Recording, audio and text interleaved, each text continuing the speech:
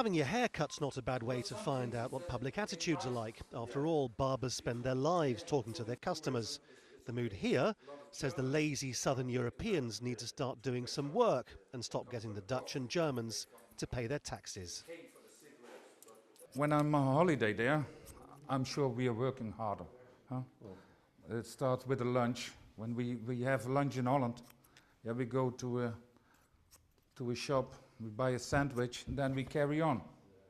If I go to the southern parts of Europe, when I go for lunch, I start at 11 o'clock and I finish at 3 o'clock. John works in the little town of Venlo, where the Dutch-German border's invisible. Here it's a gap between some houses. Maastricht, where the European Union was born, is just down the road, yet many here would happily burn the European dream.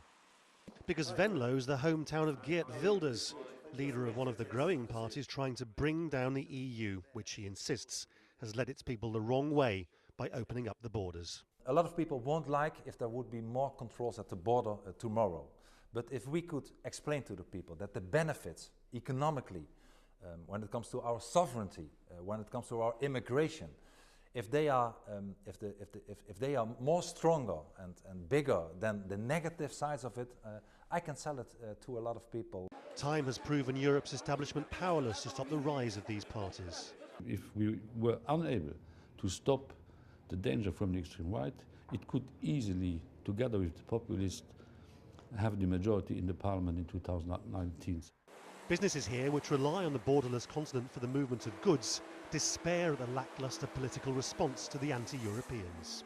We do more business with Italy as with all the BRIC countries together.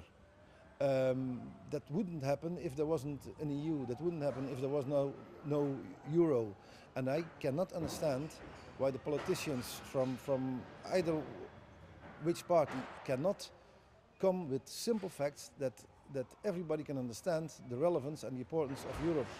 So here's the really big question. What happens over the course of the next few years if parties that say they're moderate, pro-European Union are actually unable to defeat the arguments of people like the French National Front or the PVV here in the Netherlands? What happens if by the end of this decade there is actually a popular mandate to put the borders back up?